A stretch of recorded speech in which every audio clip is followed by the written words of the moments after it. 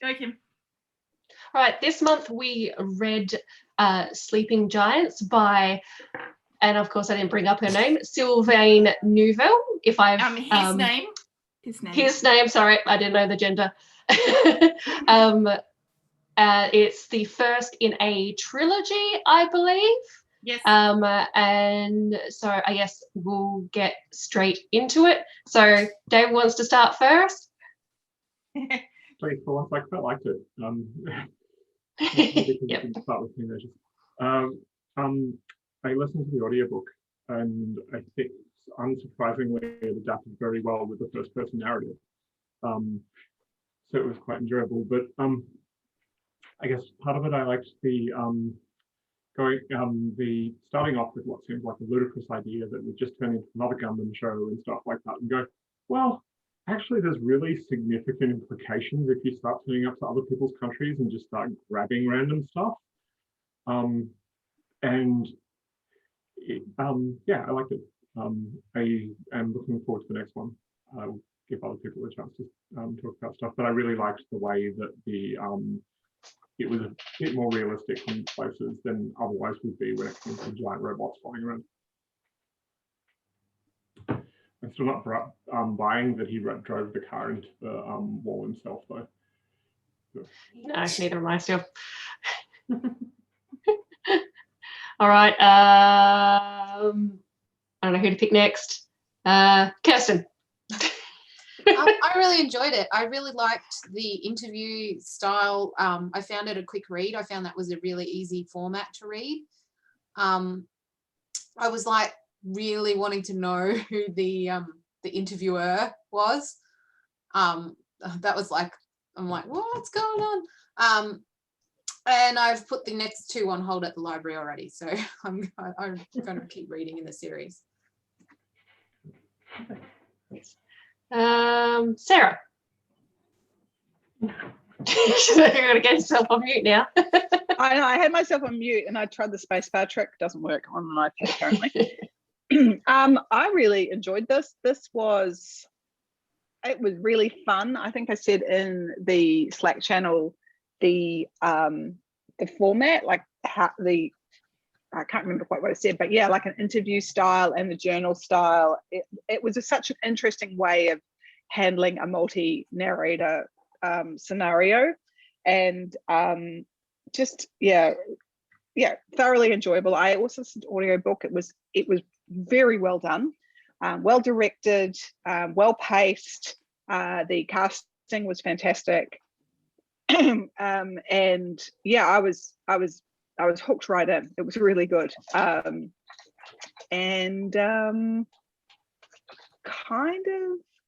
was also some just interesting characters along the way. I enjoyed the change of the assistant to the president, from the smarmy guy to the woman. She was great. And then Mr. Burns, is that his name? Yes. I think so. Yeah. Because I couldn't get excellent out of my head for a little bit. Oh, okay. I don't know. The guy who played him in the audiobook just had such a Miracle Max vibe to him. I loved it. So, and I was just like, I'm here for this. I'm totally here for this. I'll talk about it more when we get into it. But anyone who's I was really interested in where it was going from. What's it called? Of course, everything goes out of my head. The giant robot type stuff from Japanese culture. What's it called? Gundam. Well, mecha. For generic, yeah. But I was really interested in mecha because this is actually the second kind of mecha I've like indulged in. The first one being Hank Green's duology, and there's some interesting parallel themes and stuff. And I'd be interested to know how much Hank Green had read of this, because it wasn't a copy or anything like that, but it might just be also that I have not read a lot of mecha and people who explore that in terms of what it actually means as far as political and social implications. So keen to talk about that as well, because it was very well done. Finally, all my watching anime mecha type shows is going to come to you. Yay! You're going to be my Woohoo! Yeah. Mel, you want to go next? Sure. I thoroughly enjoyed it. As a book that was found documents, I was a little disappointed by the lack of variety of found documents. I would have liked it to be a little bit more. It was very heavy on the interview side, but it's not that it was bad. It was just more like, if you're going to call yourself found documents, I would like more variety of found documents. Other than that, I really enjoyed it. I would have liked also more Rose Franklin. I thought she was the most interesting character for me, and I really wanted to get to know her better, but she was not enough of the main focus, I felt. But I'm very interested to read the rest of the series, and I, like Kirsten, have also reserved the rest of the series already from the library. Elizabeth? I thought it was it was doing some very interesting things with its genre. I found it a bit referential in places, but it was not actually a book that I ultimately liked. Mm-hmm. Bobby? I enjoyed it. It was an easy read. I was driving down the Hume in a car that was like where the seat had been pushed all the way up to the front of the steering wheel because it was full of boxes in the back. When we got to the bit about the knees, and I knew where it was going, and also I was a child with Schleiters, so as I was growing, so I was really terrified to hear that little bit, but the rest of it was awesome. Like it was just really fun and entertaining. And there's a point where, because I had read so far ahead, I was waiting for David to catch up, and he like misunderstood and went past me and finished the book and didn't tell me. Spoilered part of it. Oh, but he thought I'd finished. He misunderstood what was going on. But yeah, I quite enjoyed it, and I've already picked up the rest of them, so I can finish it because I didn't want to wait. I'd just like to say that David had a good excuse. Jeff Bezos does not for spoiling the third book, right, Kim? yeah. Matt. Hello, and thank you for joining us tonight. Is this where I talk about Amway? No. I'm really glad this was a pick because I'd had this on my wish list and got it as a Secret Santa, and then it turned up, and I'm like, yay! I became aware of it because I was looking for things to put on my wish list, and it came up in like best sci-fi novels of whichever year it was published. I can't remember, 2016 or 2018, one of the two. 2016. So I'm like, that sounds really interesting. I'll put that on there, and so here it is. And I really enjoyed it. It has a lot of Matt things in it. So it's got robots, it's got military, it's got conspiracy, it's got geopolitical stuff. It's very much up my alley. I'll be reading the other two as well. I read the other couple of single files that are set immediately before and partway through this one as well. But yeah, I had a real good time. A very easy read. Looking forward to the next ones. And I'm sure we'll be looking forward to more Rose Franklin in some way, shape or form in the next book. G. I liked it, but it wasn't amazing, I don't think. I kind of felt like I glossed over it. I think I did it in one sitting.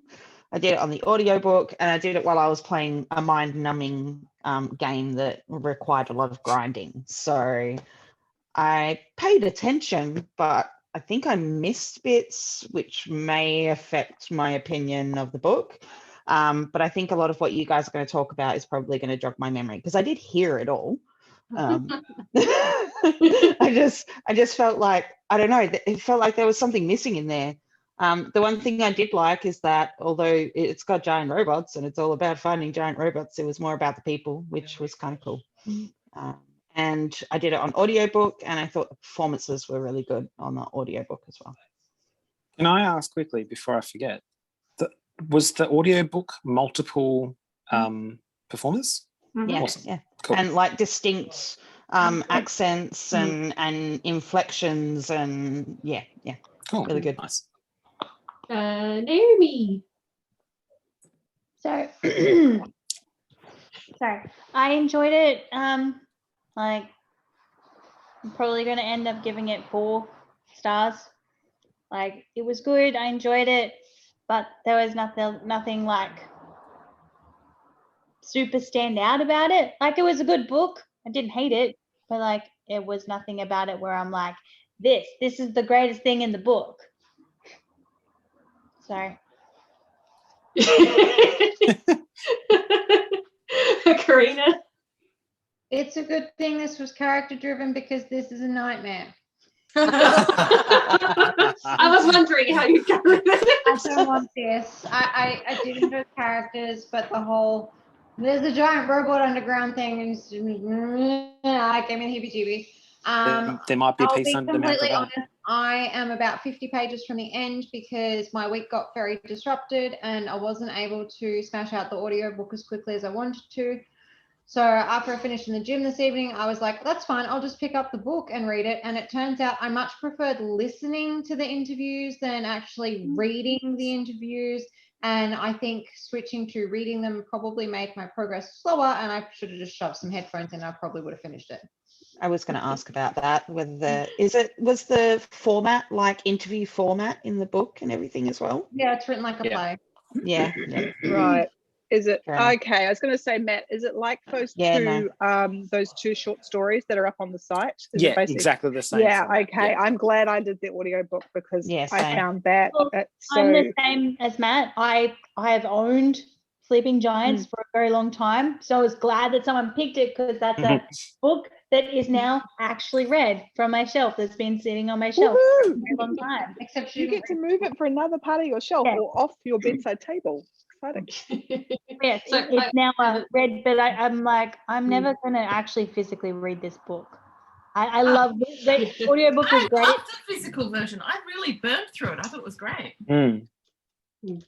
So I really enjoyed it too, but like Naomi, I don't think there's anything that really stood out. It was just really enjoyable and fun, and I really enjoyed that it was character driven as well. I don't think I would have enjoyed it if it was much more political, because I get bored with that sort of stuff, and I don't think I would have enjoyed it as much if it was more about the mechanical and physics and all that sort of thing. It was the characters, I think, that, and being a found document, it really has to be about the characters, otherwise I think it would get kind of boring, especially since everything's just sort of physics. And I think there was just enough science to make it science without being like science story. Like there was. Didn't we say the same thing about Hank Green's book? Yeah, pretty much. There was a lot of things that reminded me of Hank's book in this, actually. Yeah. I thought especially the first third, and then it definitely where he went on sort of a social track, this went on a geopolitical track. And then I felt, and that's why I wanted to check in with a mecha expert. Thank you, Mel.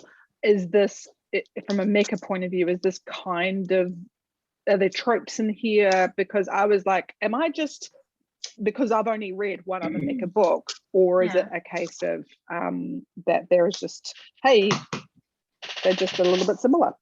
Mecha anime tend to be a bit different to this. Yeah. This has a mecha, but I wouldn't say that it necessarily followed the traditional tropes of the mecha, because mechas are usually used for as some sort of military thing, and so very muchly the people are coming up as military. This was much more science, even though they did use military people for initially for the driving of the mecha. Piloting's the word. Piloting, that's the word I was looking for, piloting. It was very much more from the science perspective in terms of what they were doing and things, whereas the normal mecha stories are usually some sort of space force or earth force to protect against space and things along those lines. So while this is heading in that direction, and it may become more like those sorts of stories down the track, at this point in time, it's very discovery, and mecha are built by humans. This wasn't. And so that's functionally at this stage, it's very different in that respect. Right. Because we built them for a purpose, it doesn't require all of this discovery process that they were doing. Training, yes. Although, that said, like, it's got some resonances with, like, Pacific Rim, which also involve, like, dual pilots and having to, work together. Yes, I did know sync that, up. Sync up, build a relationship, all that kind of thing. That definitely. Yeah, but see, that's one of the things that I thought it was quite different about, because Pacific Rim almost magics the whole sync up thing. You've just got a suit and it works. Whereas this was very much them building it up and how it was very focused on what happens when you build up that relationship. Whereas these ones were in Pacific Rim, they were pre-established relationships with the exception of Pacific Rim's main characters. And that was very much talked about how it was sort of an exceptional circumstance. And even then, they just suited like that, right? It wasn't sort of something they had to work on. Apart from one little bit of a trip up at the trial, at the first test, everything else sort of worked fine. Whereas with these guys, they were working for months before they managed to get to that closeness. And a big part of the storyline in this one was how that affected relationships, being in that circumstance and building up those relationships. So yes, well, the only story I know with, that I really know well with dual pilots in it is Top Gun. And that is like people who, they train, I guess like real Navy pilots for years and years and years. And when one person is affected, everyone's affected. So I suppose it's more of a realism. I don't know Pacific Rim. I don't know whether you're referring to a movie or a graphic novel that it's based on or anything. Yeah, okay, I was just checking because I was like, I know there's a movie, but maybe there's something more highbrow that Elizabeth's read that I'm not aware of. No, so definitely not highbrow. Pacific Rim I don't know. essentially... Elizabeth's a highbrow kind of person. But Pacific Rim, though, really to put in context, is very much built out of... It's a movie that was built out of the mecha culture. So it is informed from that, which I think this is as well. It's just we haven't reached that stage in the storyline where I think it's got all of the commonalities in place that you will probably see down the track. I assume. I don't know where we're going exactly. It's one of the things I did like about this. I don't think we've had everybody talk yet, though. I'm sorry, we're really going off track. I have gone through everyone now, haven't I? Yep. No, I did. Yep. Oh, okay. Sorry, I apologise. Yep. Thank you, Mel. That's all right. Kim, does anyone have anything that's in their head that they need to get out? I have so much, but I want to make sure I don't dominate the thing. Back to the record thing, just real quick. When I was reading it, I really felt like this person grew up watching Power Rangers. Just saying. I strongly suspect this is true. And if you look at the picture of him, where is it? Wrong book. Uh-oh. But I don't mean it's a bad thing. It's just like it's a guy. I'm actually sorry. I thought you were talking about the robot. I'm like, isn't the robot a girl? I'm confused. Well, but he just looks like he watched all of that stuff. Yeah, he totally does. Yeah. Is he French Canadian by any chance? Yes, he is. That's one of the issues I had with the book. Oh, interesting. Wait, why was that an issue? I'm curious. Oh, it's just... Okay, so I got through the book and I went and, logged all the stuff on Goodreads, looked up his bio and that sort of thing. And I was reading a bit about him and he sounds like Vincent. He lives in Quebec. He's a linguist. He likes toys. He's been a software engineer. I'm just like, okay. Oh, so now I know how Vincent ended up with Kara, because I was also like, you've developed this whole relationship with this other person. You seem to have switched over to the new dude really quickly and easily here. That explains it. I like that. I was wondering if part of that drive was because they both were bonded to the machine as opposed to because the other guy wasn't. Like, I had to wonder if some of it was pushing that somehow. I thought that was a bit that I missed, and they just. I think what they didn't focus on is that they were like side by side, day in, day out for months and months and months and months and months for like most of their day. So I think it sort of skips over that a little bit. It tries to explain it, but skips over it a bit. I got that, but she'd already done that with Ryan, right? So she was already well bonded with him. Vincent didn't take over at that point. No, she just, despite all of that bonding, ended up sleeping with him. Now that was about her personal problems and all of that sort of stuff, and I got that. That was fine. But I was like, but what was it about Vincent that made you not ever cheat again after that stage? Like, I don't understand. Yeah, it wasn't convincing also because they don't actually ever go into her issues, which is a limitation with the format. Sure. Yeah, but and also that might become later. Who knows? And I mean, she may just have a rule of I don't sleep with army guys. And while I know that Ryan is an army guy, it wasn't in an army situation. Like, you know what I mean? Like, she's probably fought tooth and nail to be where she is in the army. So she's probably very careful about who she does and doesn't sleep with within the army while she's working. Yeah, I just also got the sense that she just never felt that way about Ryan, except when that it just. I mean, maybe I really identified with that, where you had someone who has a crush on you and you're going through some shit, you drink too much, and then you fuck up a friendship. You know, I've been there, and I identified with that, and I think it was definitely a narrative plot device that had to happen, as far as, you know, you had to sink the relationship and then and the friendship, and, you know, bring it up on the other side. But yeah, her name, Kara. Yeah, I got the impression that she might have been modelled off Kara Thrace from Battlestar Galactica. Oh yeah, she definitely is a wonderful hot mess of a woman. Yeah. But that was Starbuck, right? Starbuck, yeah. Okay, because that's who I was imagining in the role. There you go. And I didn't even. There you go. But it came off to me more like emotional female than like hotshot pilot hot mess. Yeah, I just wasn't a big fan of what they did with Kara. But I think that's my personal things. It's got nothing to do with necessarily anything outside of that for me anyway. It was really simplistic and derivative. I think I tended to just kind of gloss over it in favor of the other stuff that was happening that was very interesting, to be fair. Because normally, me, given what I've got shitty about in the last 2 books that we read, I probably should have been ranting about it tonight, but I wasn't. I was ignoring it, I think.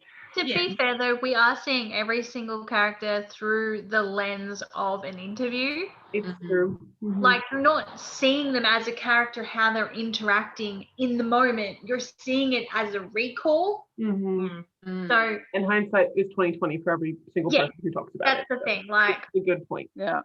People's opinion about how they felt in the moment and how they felt other people were acting in the moment are going to be a lot different than if you were experiencing it in real time. Was it presented as a recall? I thought it was more like an audio recording of the interview. Yeah, but that's like counting they're past talking events. about the stuff that happened. So there was about 5 people. Yes, but they're talking about things that have already happened to them. Yeah, they're not. I see what you mean. They're not talking about. It's not like when you're reading a book normally, where the action is happening as you're reading it. You're sort of recount. It's a recount of what's already happened, and that does also affect how the story is being portrayed. And I mean, obviously, that's just part of this story. But we don't get live action until towards the end. Basically, the Korean incident is the first live action point in time. Yeah, and that's because the interview's happening as like it's through as it's happening. And then you get Ryan and Vince do the same thing.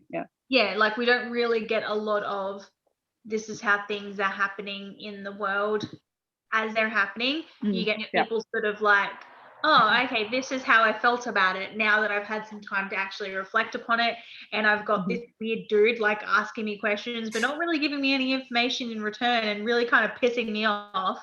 Like that kind of puts me in a different frame of mind as well. Like because you don't know how much they're telling that's exactly the way it happened, and like because there's and even in the journal entries, like if they're writing a journal entry that they know other people are going to read, it's going to be colored in a way that you're writing it so that with in mind that other people are going to read it, I guess. But they didn't really do anything with that. Yeah. Like it was just like what you see is what you get in a way. Like they didn't color it enough, perhaps. Yeah.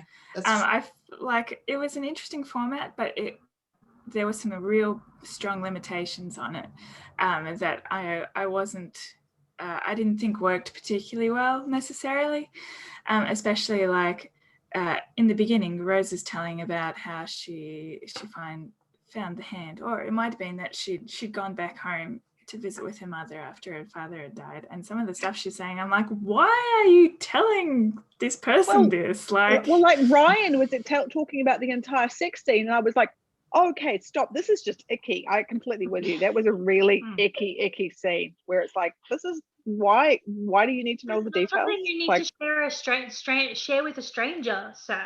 Like like if he's really that, like, you know, fade to black it, sir. You don't really need to go into like deeper. Short and sweet, please.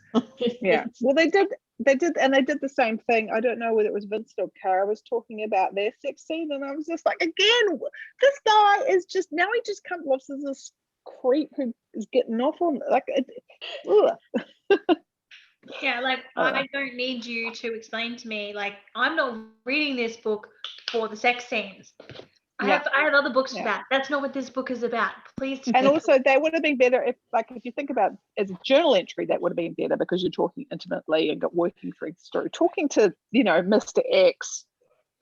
Yeah. That just seems odd. I don't know why anyone would feel comfortable telling him about a sexual encounter, like in an interview.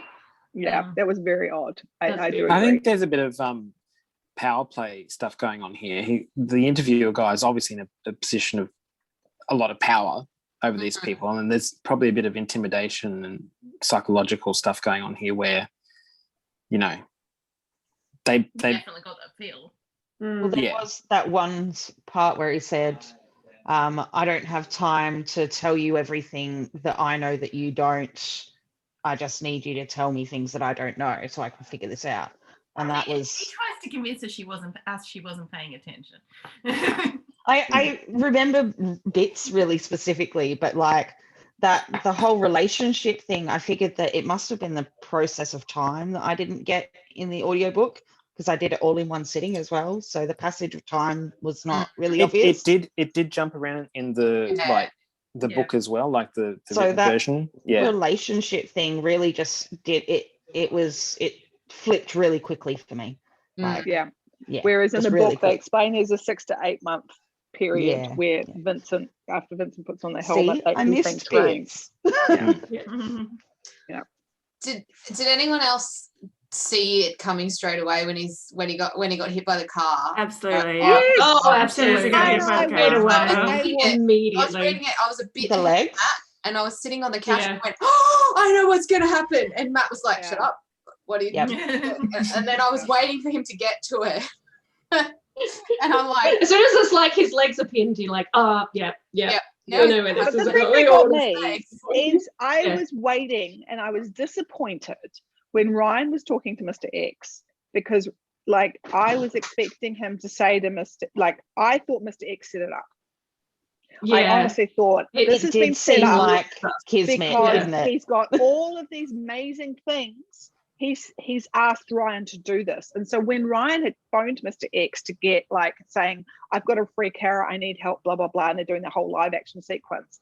He actually refers to that, and I feel so bad, I feel so sorry. I'm thinking, oh, that doesn't go with what I thought, because I thought you'd be saying, you know, I know you asked me to do it, you know, and I've done it, but I still feel guilty about it. I thought that would be the conversation that would come out of it. Because did he end up telling him? I'm trying to remember how Vincent found out. Oh, hang on, who got their? I'm trying to remember who got their legs done. Vincent. It was Vincent. Did he find out about stuff through Mr. X, or which stuff? I'm trying to place the timeline in my head of who slept with who at what point. So Cara slept with Ryan first. Yes. In a car. Yep. And then Vincent came into the thing and put on the helmet, and then he was like, woo, can control stuff. So Ryan was trying to train him how to do it, but he was like, and then she was like, ooh. But he's like super unfit compared to Ryan, who is Ryan Army Boy. And so he was Struggle City. And then Cara and Vincent spent a whole bunch of time by themselves, and they were all like, and then Ryan went, fuck you, and went crazy and hit him with a car. I was just trying to remember if he was aware of that directly, or if it was.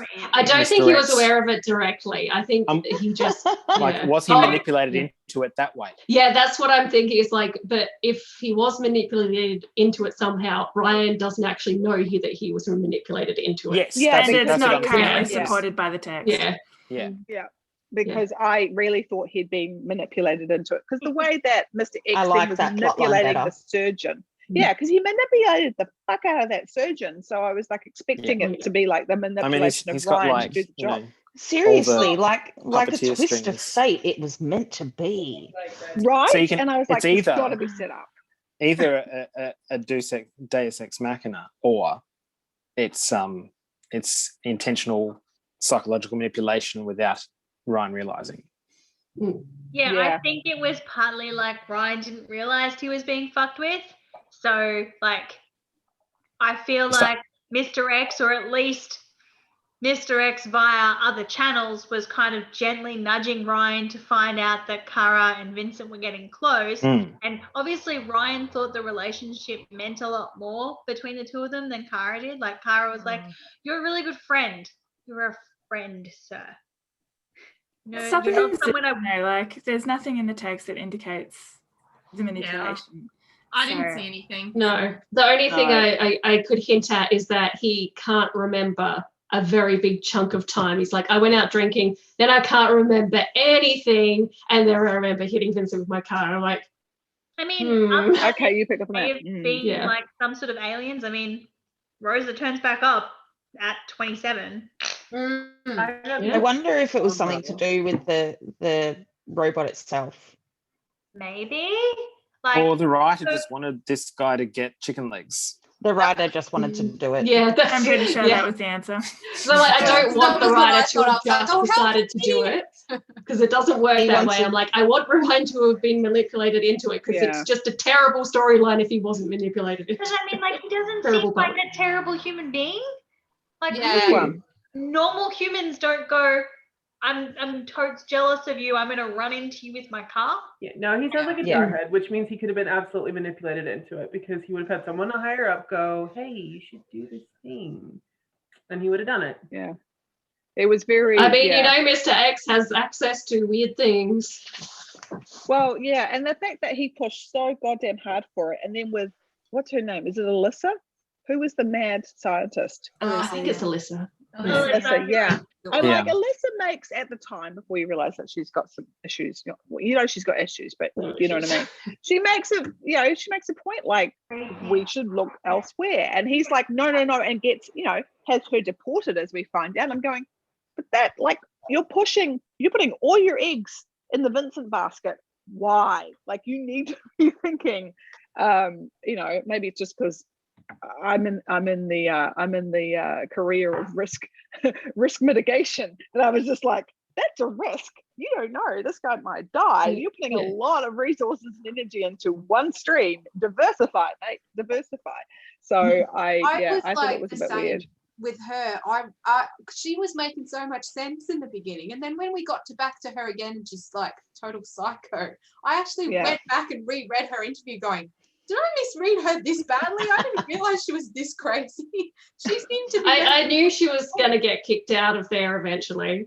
Yeah, I because just knew it from the first interview, because she was trying to push too hard, and then like I got the feeling that she had no idea that Kara was she just wanted Kara to do, even from that first interview, she just wanted Kara to do everything she wanted her to do and not question it. And it's like, Kara's not going to do that. That's not going to work well. Yeah.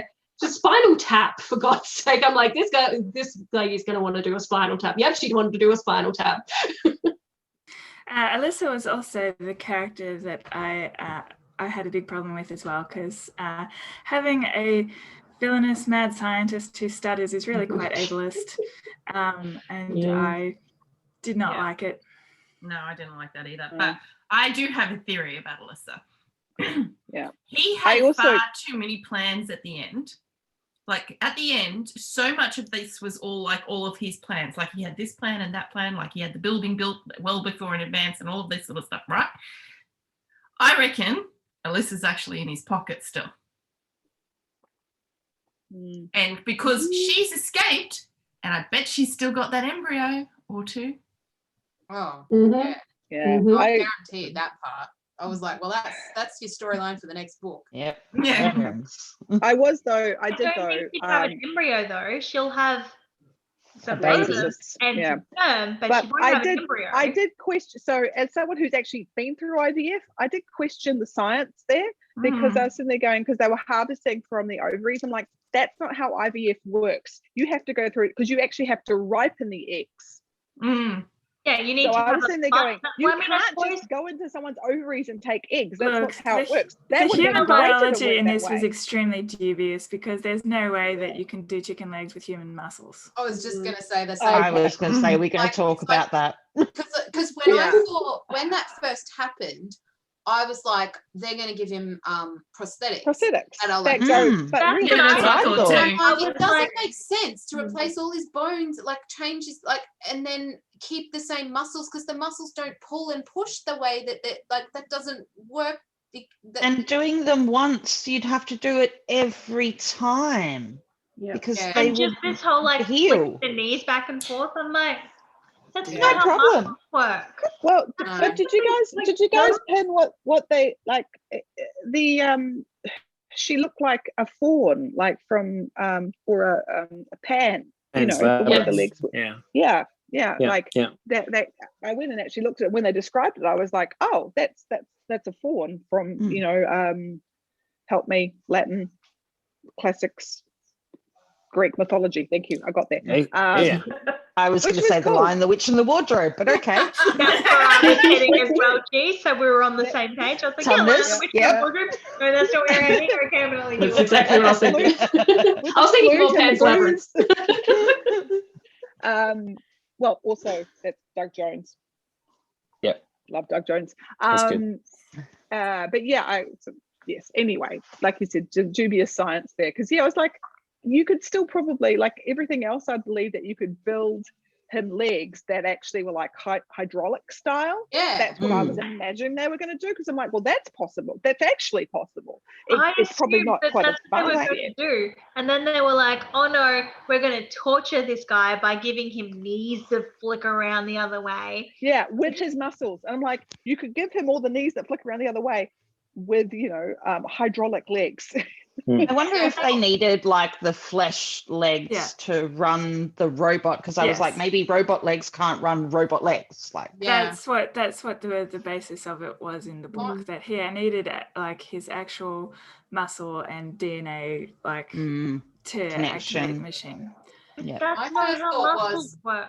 they were going to put him in the machine and it was going to fix his legs, but when it fixed his legs, it was going to make them go backwards because Yeah. That I was would like, been oh, I didn't have more my convincing actually. It would have been cool. That would have been a much better But idea. you know how the machine For sure, yeah. Right? Yeah. Yeah. He I'm thought like, he well- was going to put the helmet on and it was going to repair his legs in a way that he could use the machine. Yeah, because it's So I was like, like, it's going to that's what he's repair gonna them do, in a right? way Why that didn't he this thinks writer it's consult great. us first? Exactly. Well, that's what we obviously all thought was going to And they happen. still I actually remember thinking that too, just briefly, and then he went off on another track. Yeah, you're right. That would have been much better. Much And better. not just that, but he was in like horrendous amounts of pain for a really long time. I'm like, what?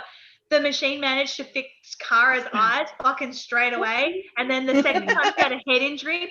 But yeah, I think it's it like, said it. Maybe because It they were mentioned that it could small. only do like By the this helmet. because then when she said her nose was broken, she's like, too bad the visor doesn't come past this. It could fix my nose. So obviously only fixes things from like here up, like It eyes doesn't help if upwards. you're controlling like how does which that help? is important for the pilot, right? Yeah. Because they only really need their brain, but even that's a bit dubious. But anyway. So speaking of DNA, is the assumption that the people who can are compatible with interacting with the robot, they're descendants of the Yeah. Oh, And which is why I'm sort of like, they just need to try more people rather than just that was lucky. Yeah.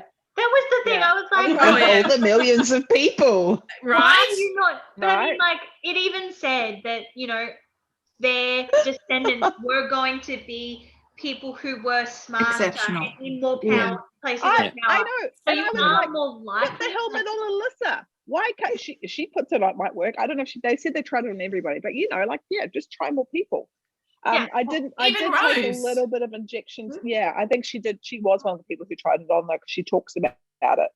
Yeah, but that's what I mean. Like, it's why not her sort of thing. Like, it just seems so. Yeah.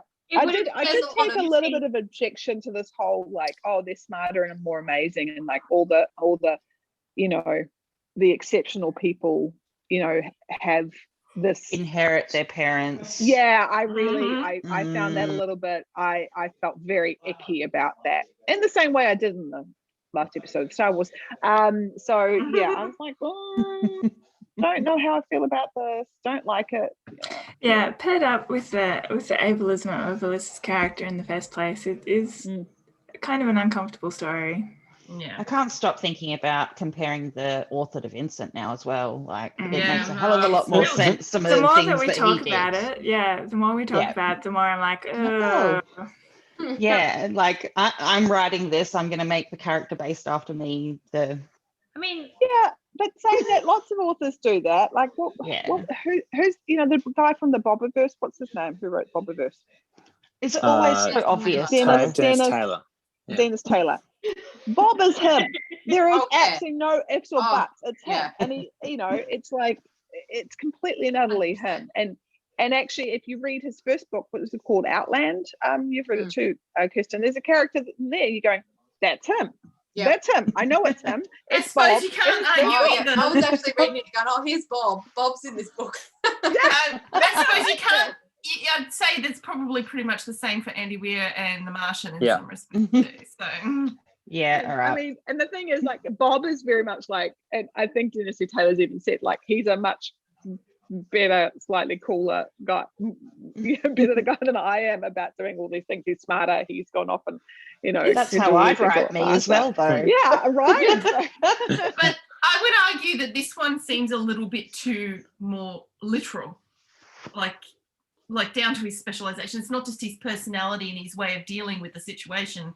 It's almost a, hey, I've made up this story for myself kind of thing, because he's got the same and he's training. Also positioning this character as exceptional. Yes. Like, this is like a genius linguist. Like, who's also real good at math too. He does. Yeah, because those two things just run side by side. Yeah, 100% all the it's time. so funny because all linguists are real great at maths. Well, the more that you guys are talking about it, I'm like, yep, these things are all true, but I still enjoyed it, and I'm still going to read it. I know, but I'm still going to read the others. I want to know more about the interviewer, and I it. want to see the aliens come down and see what's going to happen. And the old man with no eyebrows, the descendant. I'm like Mr. Burns. I want to know what. I think that's the thing. Did I miss a whole character? Oh, Mr. Burns, you know the guy kept meeting in the Chinese. No eyebrows. Oh, was that the one that the interviewer was arguing with all the time? He liked to tell stories. Oh, that guy, yeah. Well, they kept telling stories. Who knew all just the at things? one single point, he said I didn't have any eyebrows, and he said that's a bit of a genetic layover trait. That they don't have eyebrows, apparently. I think the thing is that I enjoyed this book despite the characters in some respects. Like, to me, this was very, I like the concept, I like the ideas and things like that. I did not like Cara. I did not like Vincent. I wasn't really that fond of Ryan. We liked Rose. I liked Rose, and I was interested in the interviewer, but only because I wanted to know how his mind worked, not so much because I liked him. Yeah. And like, I don't think it was about that though. It was sort of about the whole, and which is why I think sometimes it was good that it was written the way it was. It was about the circumstances. It's kind of like I actually made a note about this. To me, this reminded me of reading The Three-Body Problem. In that, yes, you've got your cast of characters that are telling the story, but it's actually more about what's to come with these aliens and the Earth and what's going to happen, rather than being about the individuals themselves.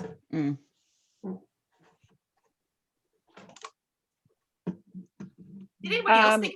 No, sorry, not many of you read The Three-Body Problem, but anybody who did you think make the same connections? I read it so long ago now, but yeah, it was a lot of build up, wasn't it?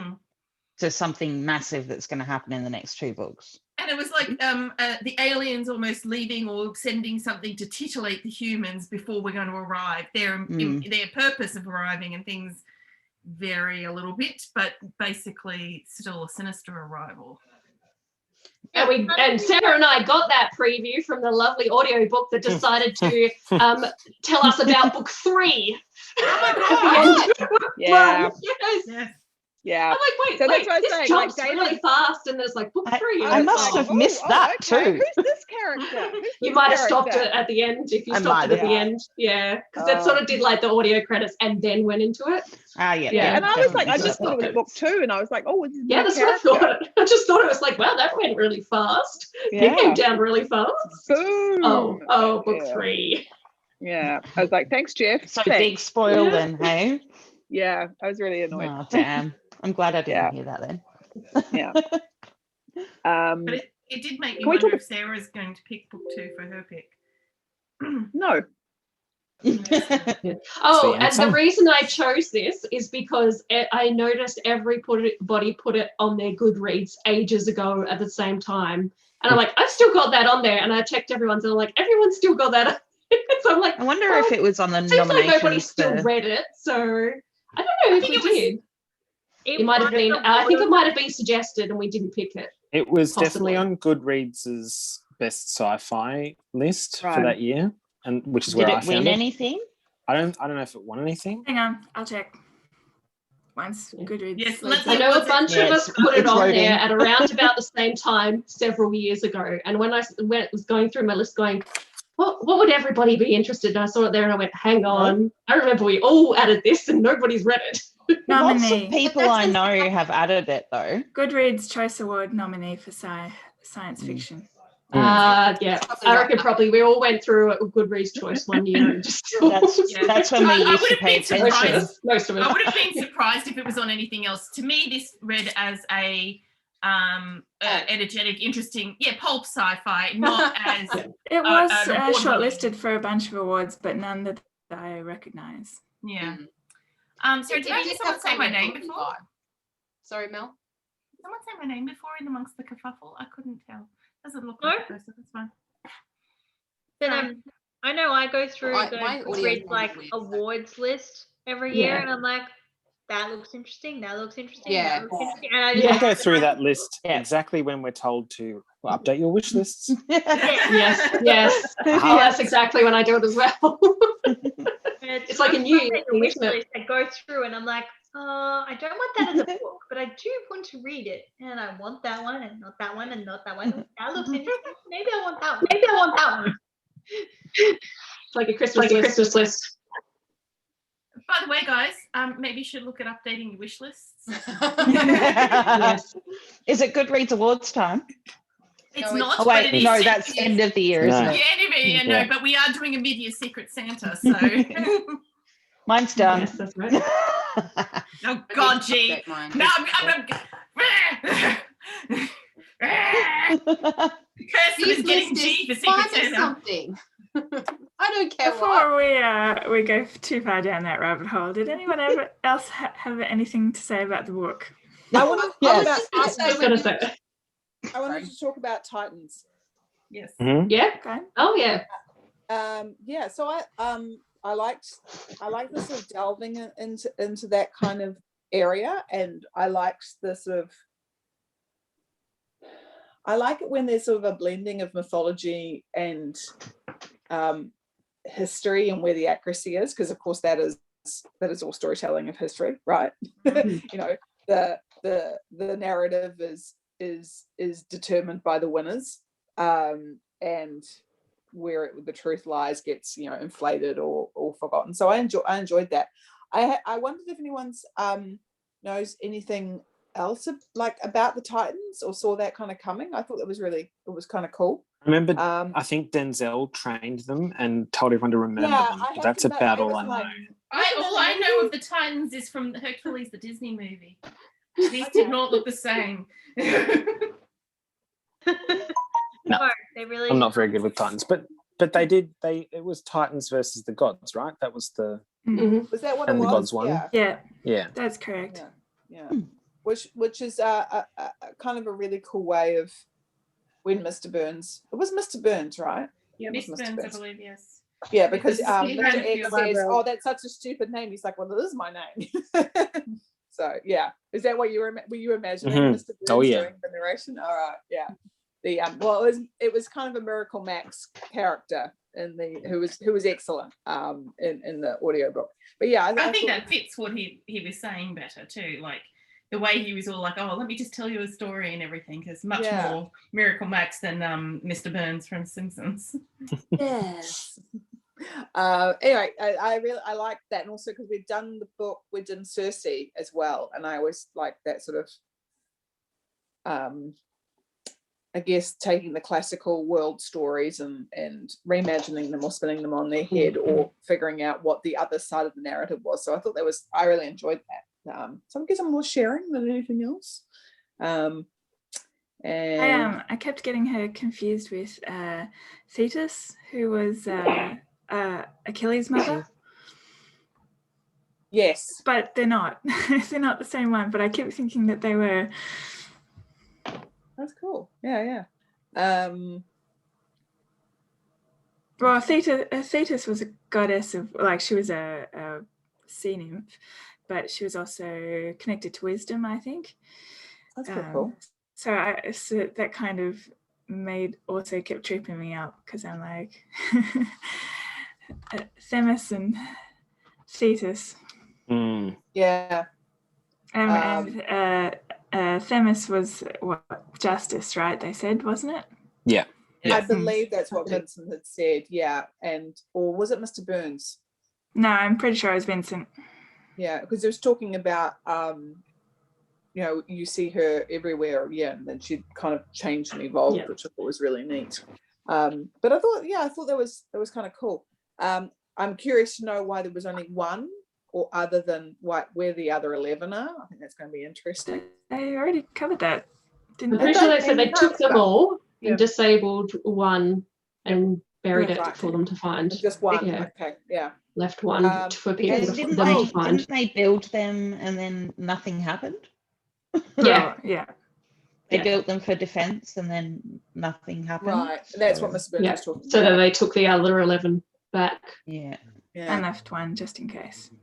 Yeah. I suppose that's what those little novella things that you posted earlier, Matt, are, maybe? No. Did anyone think when Mr. Burns first started explaining the story that he was talking about like Star Trek or something? I'm like, they're a galaxy far, far away. I'm like, Star Wars, Star Trek, and I'm like, there was a group of people who promised not to interfere with other races that weren't as technologically and they shall be known as. That did sound very proactive. Yeah. Look, there were like references everywhere. Like there was one to 2001: A Space Odyssey in there. I was going to say, because also that at the end of 2001, because I often quote it, which is the bit where it says, all these worlds are yours except I think Europa. Send no craft there or lay no set no foot there.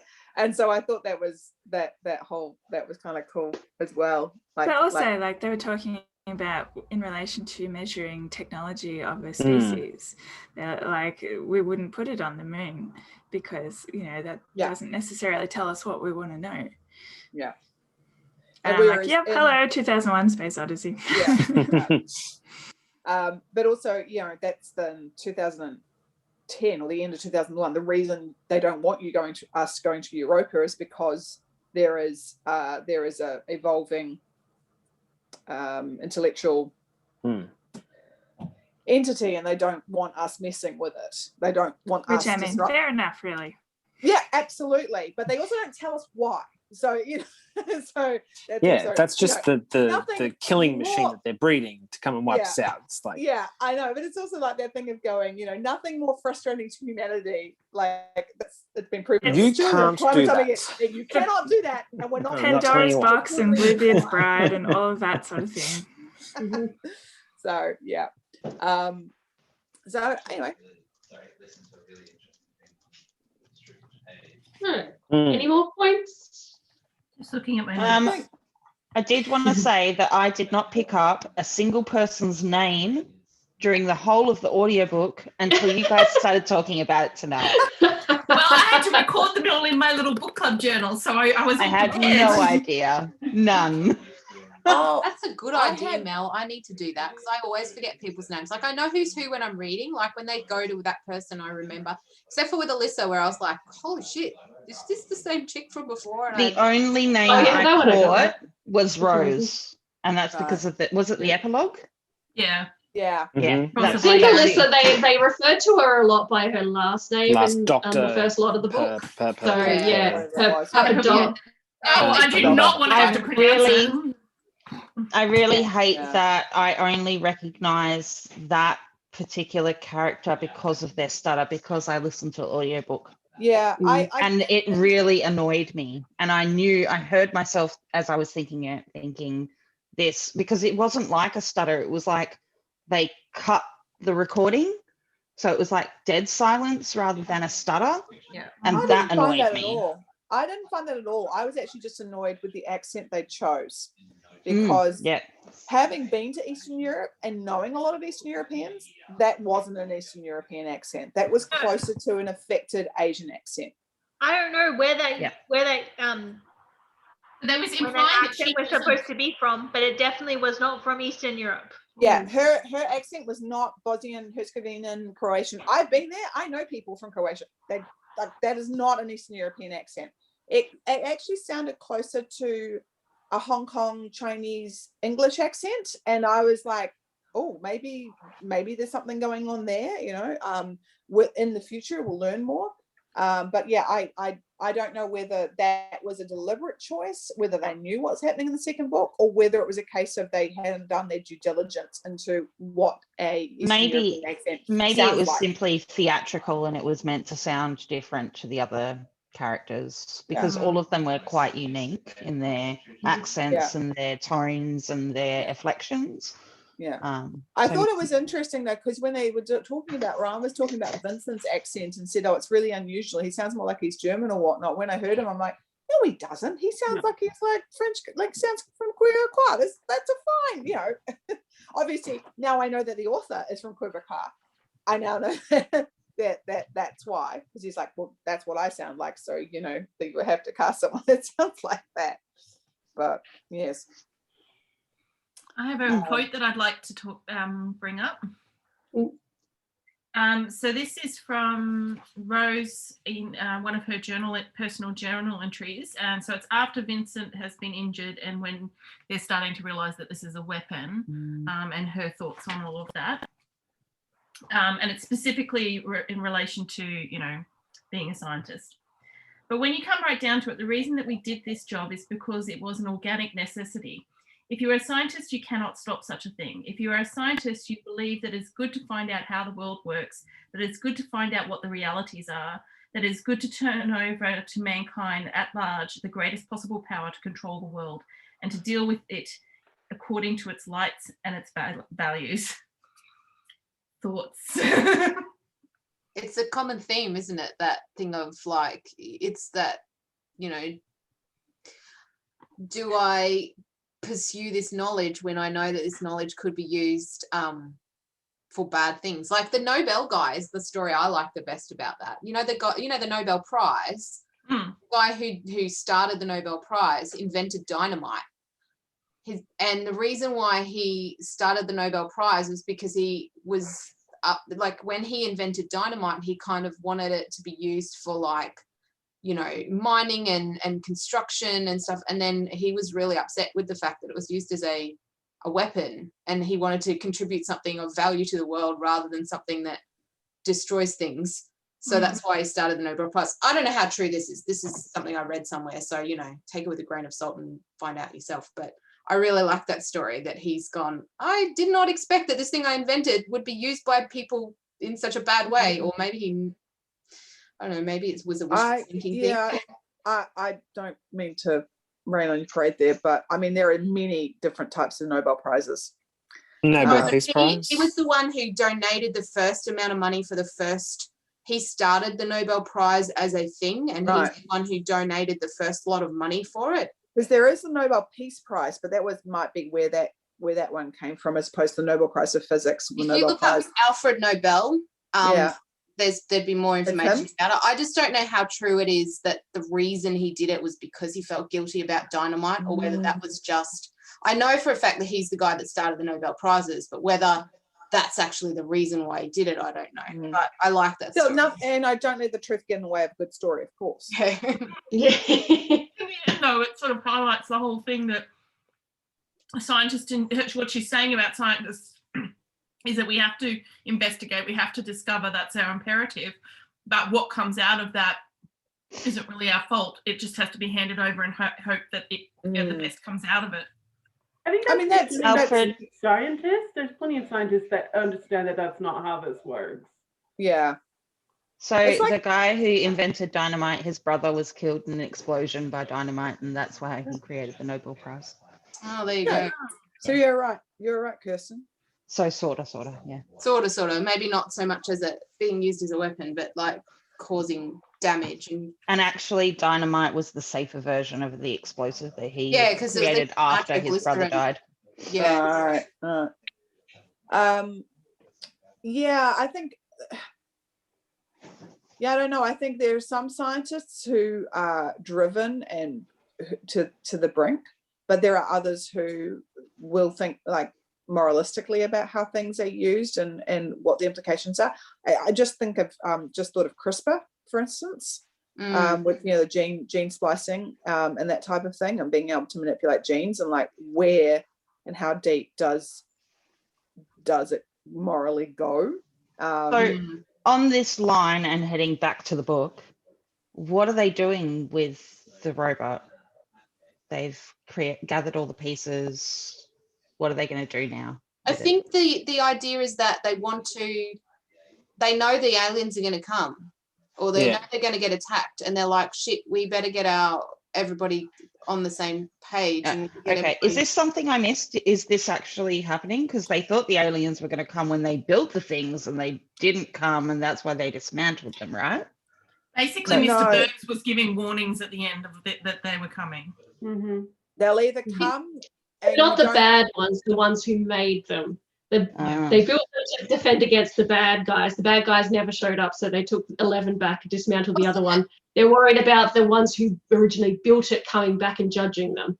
Yeah, aren't they going to be like, okay, if you this was built to protect your planet from an outside force. If you use it to kill each other, we're going to come and wipe you out. That's what we're going to use it to kill you.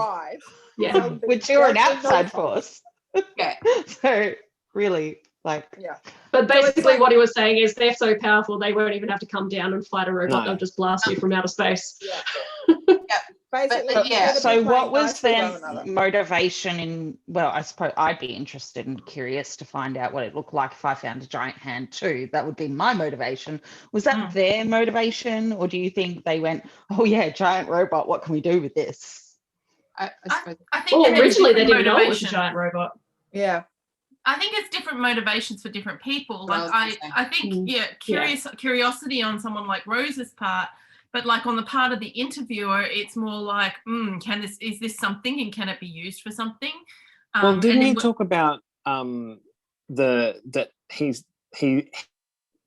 and whoever else is in like whatever positions of power are bigger than governments and whatever.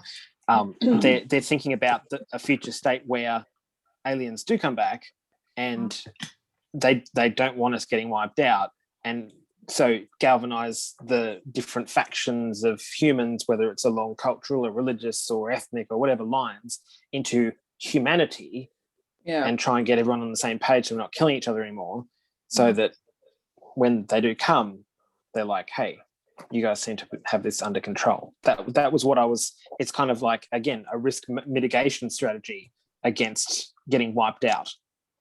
They want to see us. So the idea being, mum and dad is coming back. If mum and dad see one of us using our toy to hit the other one over the head with it, instead of playing together nicely with it, they'll take the toy away and they'll send us to our rooms. So, if that's I was going to say more burn the house down, but I mean, get us to the rooms, shut the door and burn the house. But, I think the idea is that they've left their they want to know that you can be trusted with it. It's At the a same time, safeguard. it I kind of feel like it's not fair because it is a freaking weapon at the end of the day. Like it's not like they left, you know. Maybe they always planned to return and put it back together and use it, and it was never for us. Well, we can tell by the leg joints that it was never for human use, but maybe that was the plan. Dismantle it, leave it there, and then if we know that they're going to come attack this planet, we can return, put together our weapon and defend it again. Well, I agree about that.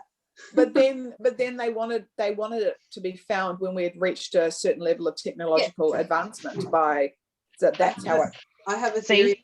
When they buried it, humans weren't the dominant life form on the planet, right? Ooh. What was the dominant life form on the planet? Oh, T-Rex. Yeah. Dinosaurs and birds, right? T-Rex Gungans. Birds. That's why the legs go the other way. Yeah. I can't remember if it said in the book how long ago they were buried, though. So 3,000 years. Oh, yeah, I don't think dinosaurs are so that theory doesn't work. No, because they were talking about it's funny. I like it. I love the theory, but I'm pretty sure they've been buried like millions of years ago. It was 3,000 years BC. Sorry, 3,000 years BC. Yeah. So they talked about the aliens living with the human villagers at the time. That's right. Yeah. That's a shame. I really like that as a theory. Yeah, I like that better. Like it would have made more basically sense. having Godzilla versus King Kong here. So you know. Yeah. Bird legs. I guess they probably went, oh, their legs aren't going to fit in these. They'll work it out. You have to like, let's just leave this here and see what they do. Kind of like that, isn't it? See what mischief they can get themselves up to, and then we'll come back and tell them off. See if they kill each other.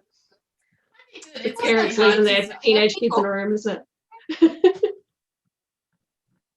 Sorry, go, Kirsten. No, you go, because I'm going on a tangent. So never mind. Okay. I was just going to say that I didn't really predict a lot of this book. Like, I really didn't see a lot of where the interviewer was going with his plans and things like that.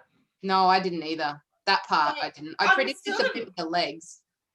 I'm sort of inclined to sort of think that perhaps with the future books, I'm not really going to know where he's taking things.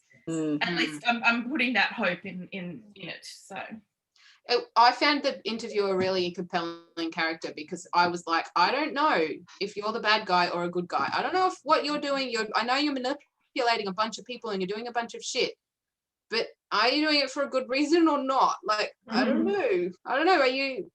Whose side are you on? I don't understand. Yeah. Or is he just all over morally grey, or is he towards the good end, towards the bad end, or really just in the middle? I'm inclined to think he's towards the good end, like he's doing it, which is not the impression. Potentially save the whole world, but at the beginning, I was like, this is the villain. No. This interviewer is the villain of the story. And by the end, I wasn't thinking that. So I found that was one of the things I found most interesting about the book, actually. But I think that's partially because you're getting a lot of his perspective, and I don't think he sees himself as a villain. Yeah, well, never. Which is all the best villains never do. Yep. None of the villains in our history see themselves as the villains because they didn't win if they were made the villain.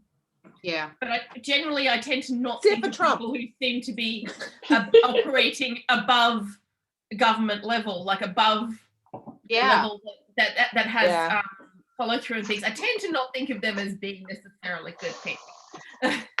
No. Not to mention that the epistolary format of the thing means that it's not an omniscient narration, which means you don't know what he's thinking. You're not with him all the time. There are things that you're not seeing that are going on. Yeah. So, I'm very, very interested to find out more about him because the Mr. Burns gives that glimpse. I was just like he talked about my son. Don't ever mention my son again. And yeah, look there because the last time that he sees Mr. Burns, I think it was the last, or it might have been the second last. I had the impression that he was desperate, like things are spinning out of his control, and he's done the last thing that he can think of in order to get things under wraps, and that's go and see Mr. Burns. But Well, he then after sounded that, desperate. yeah. But then after that, like, you discover, you know, he'd been building this building underground in the national park and all of this sort of thing. So I'm like, was he really desperate, or was this just a calculated move? I'm not sure anymore. Yeah. Because if he's desperate, then I'm more inclined to think of him as a good person, because he's shown to have flaws and he cares about what's going on, and not completely in control of the situation. And I actually think he got more drawn in as he started working with these people, because he is, from all accounts, a human at the end of the day. I think when we first meet him, he doesn't know these people. He has no investment in them. He doesn't, like, he feels like he can manipulate them. You know, his conversations with Kara right at the beginning are pretty at the beginning, he had like a plan of how everything was going to go, and he controlled that narrative and controlled the flow of information and controlled all of this stuff at the beginning, and it started to slip when he started to care for people, and when people started to care for each other, and when things started to fall apart, and it all started to fall to pieces. But he's got a backup plan, I reckon. He's got about 7 backup plans. Contingencies with contingencies. Though.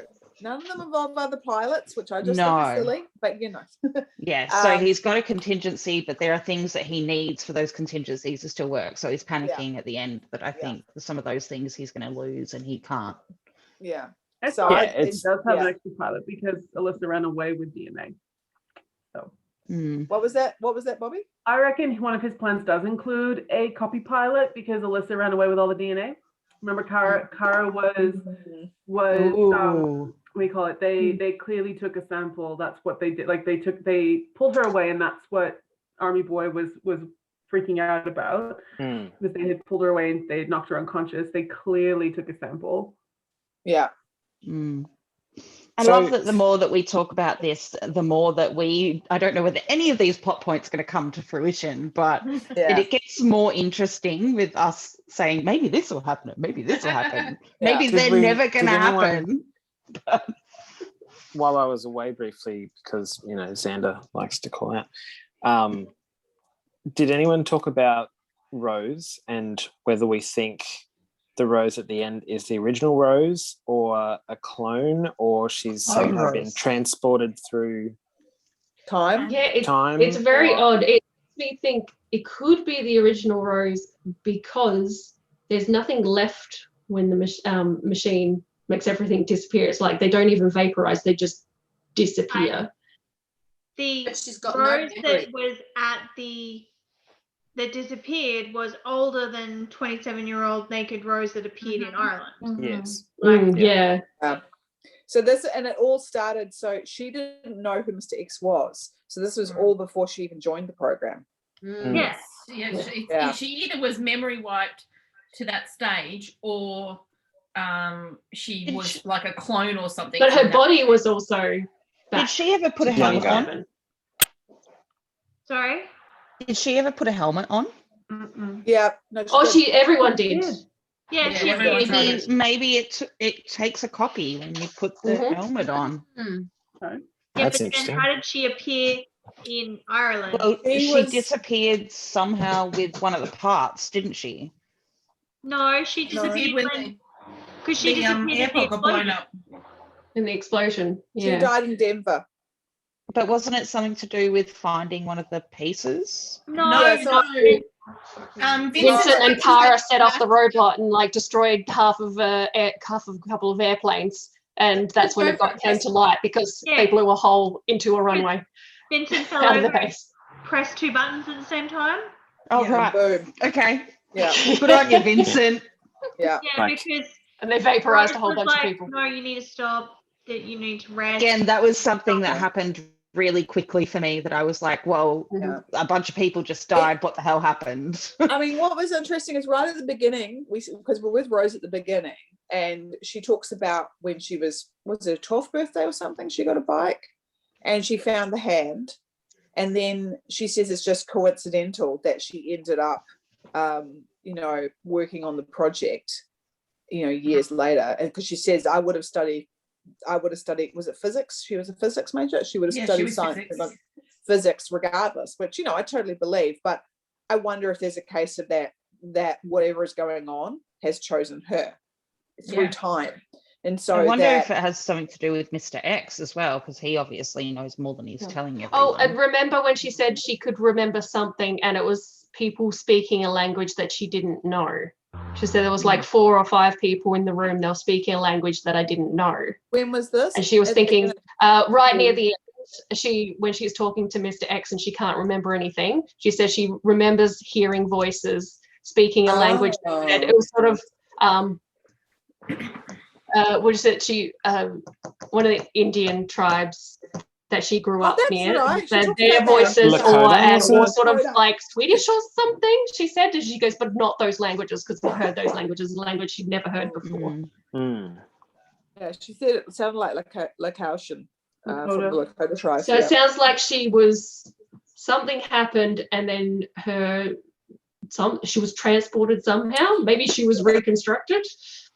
Who knows? Yeah, I think she was probably cloned from some sample of her from when she was 27. 27, yeah. That one makes the most sense. It doesn't make sense for them to have like taken a sample when she first fell in the hand, for example, because if they could age her up from 12 to 27, why would they do it to her current age? Yeah, and she remembers up until driving to the Chicago, Illinois University.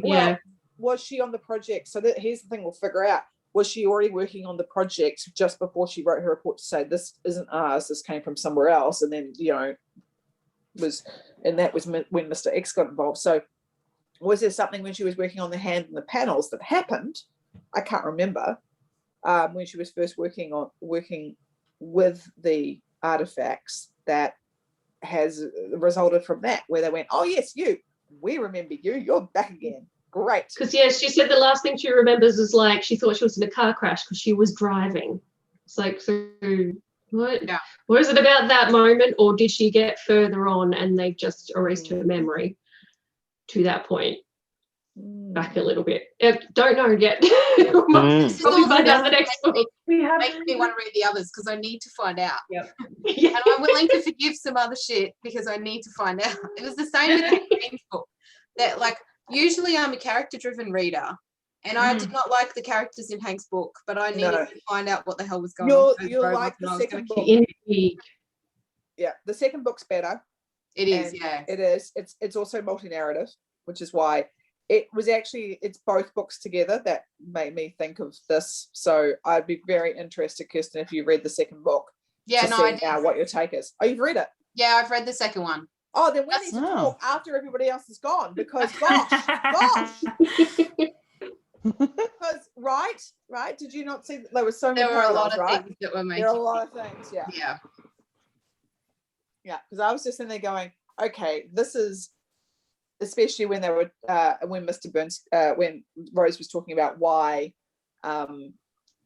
what it was, like it's a test, and that's what I was thinking. Oh, that's interesting. But Hank did his in a very Hank way.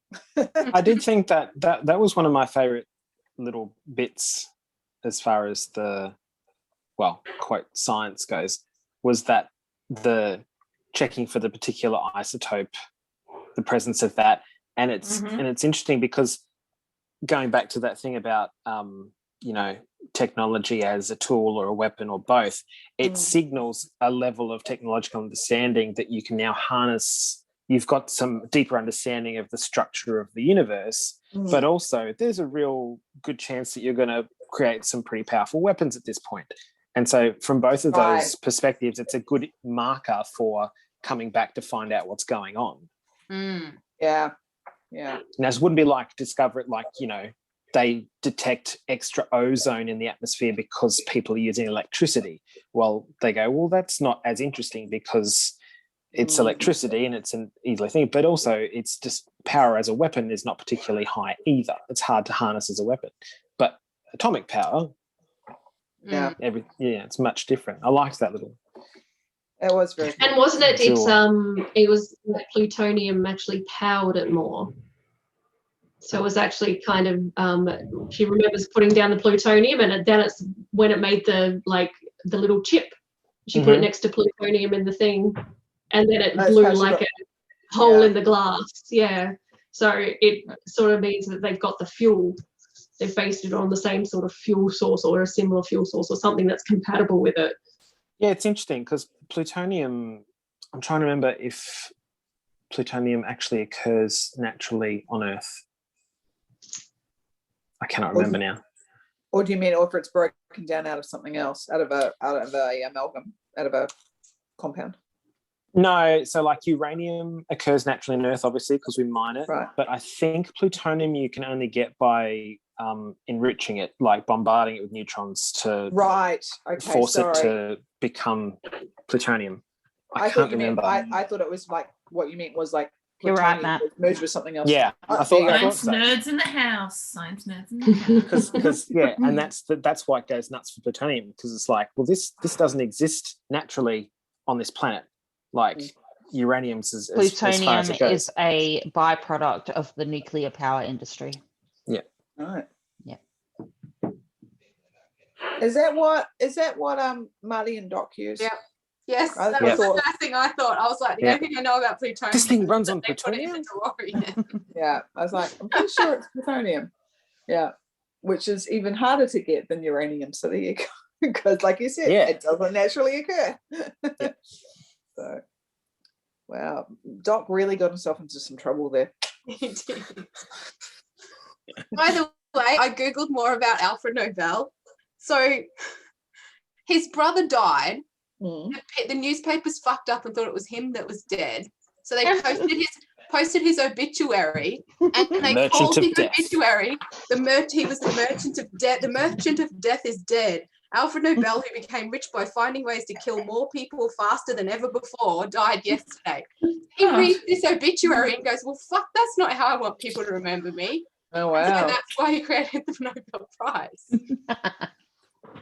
But like, imagine sitting in, you're already grieving your brother who died, and then you're like, oh, they've accidentally posted my obituary instead of my brother's, and then it says that. Like, oh, apparently I'm dead. Rubbing salt in the wound.